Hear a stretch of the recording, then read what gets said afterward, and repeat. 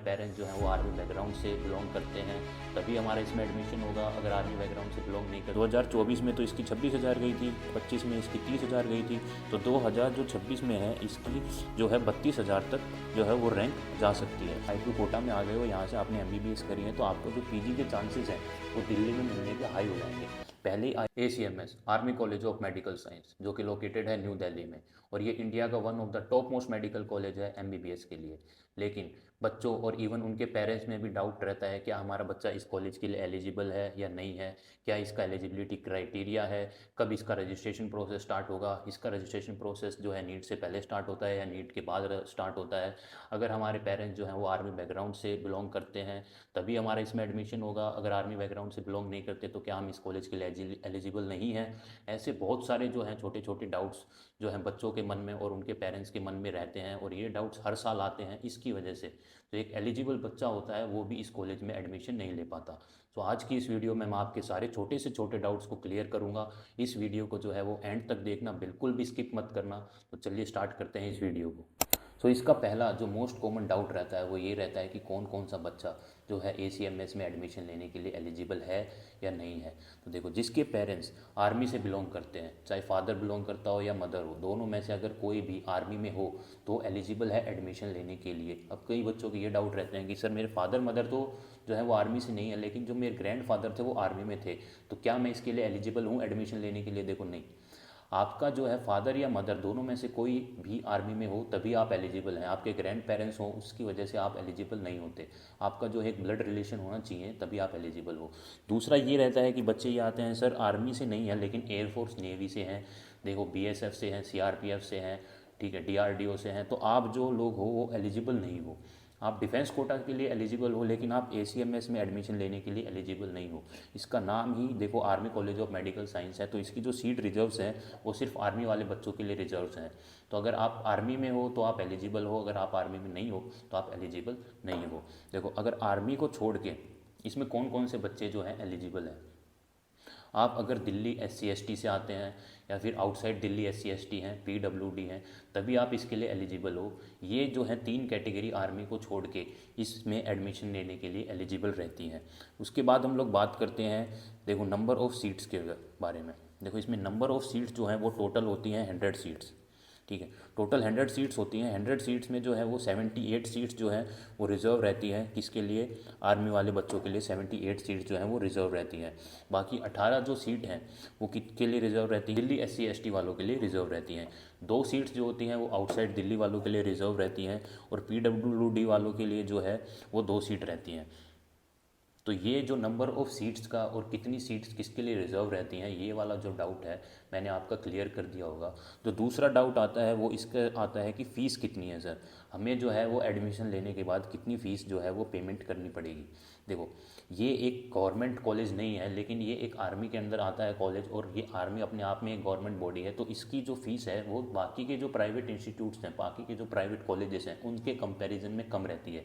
देखो, बाकी के जो जितने भी प्राइवेट कॉलेजेस हैं उनकी फ़ीस साल की 10-12 लाख होती है, जो एक एवरेज हम मान के चलते हैं, साल की 10-12 लाख जो है उनकी एवरेज फ़ीस रहती है। लेकिन इसकी जो एवरेज फ़ीस है वो 5 लाख के अराउंड है। आपकी जो है वो साल की 5 लाख के अंदर जो है आपका कवर हो जाएगा।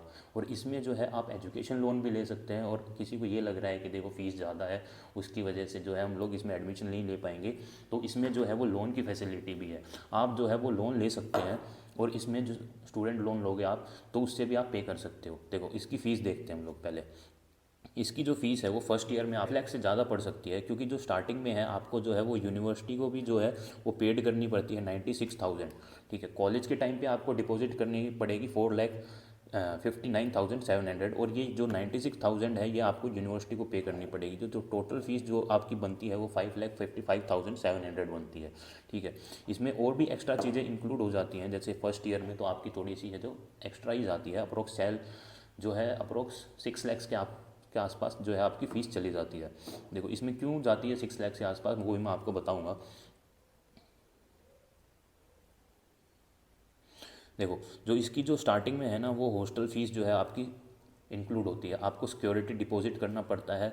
ये जो है जब आपकी 4.5 साल की जो है MBBS जो है वो पूरी हो जाएगी, आपकी 1 ईयर की इंटर्नशिप चलेगी, उसके बाद जो है ये रिफंडेबल है।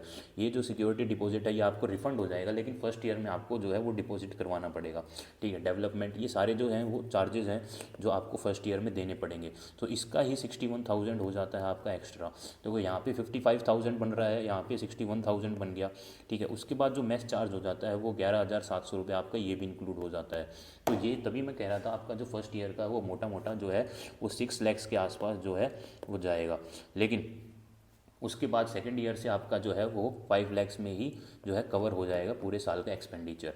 ठीक है, उसके बाद जो नेक्स्ट डाउट रहता है हमारा कि कट ऑफ कितनी रहेगी सर, हमारे को कितने नंबर पे एडमिशन मिल जाएगा। तो देखो कट ऑफ 2024 में जो है वो 26,000 के पास गई थी, और 2025 में जो है वो 30,000 के आसपास जो गई थी। हम लोग जो है वो नंबर पे बात नहीं करते हैं, क्योंकि जो नंबर है वो ऊपर नीचे होते रहते हैं, लेकिन जो इसकी कट ऑफ है वो 25,000 से लेके 30,000 के आसपास जो है वो जाती है। और 2026 में इसकी जो कट ऑफ है वो कितनी जा सकती है, अगर हम लोग आइडिया लगाएं कि 2026 में कितनी कट ऑफ जाएगी, आपको काउंसलिंग के लिए जो है वो अप्लाई करना चाहिए या नहीं करना चाहिए।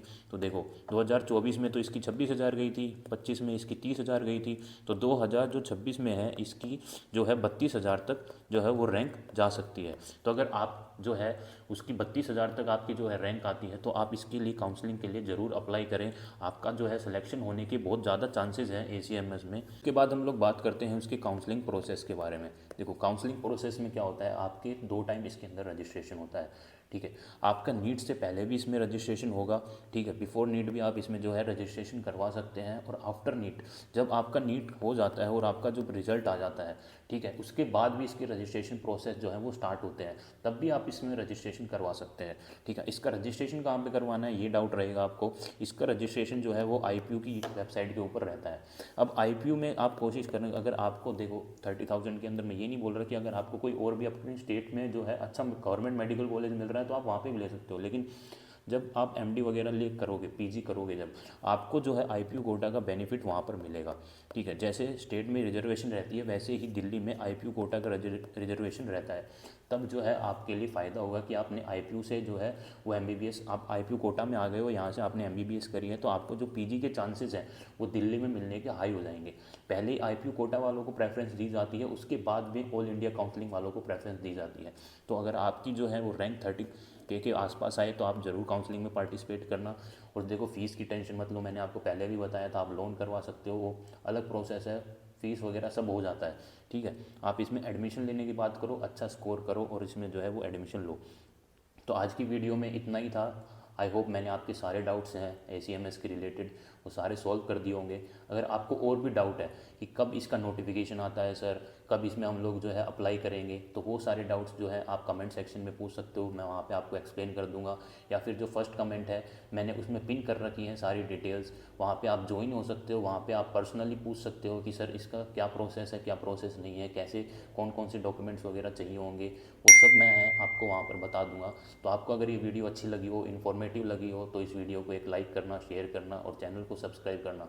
मैं मिलता हूँ आपको एक नेक्स्ट इन्फॉर्मेटिव वीडियो में। Thank you.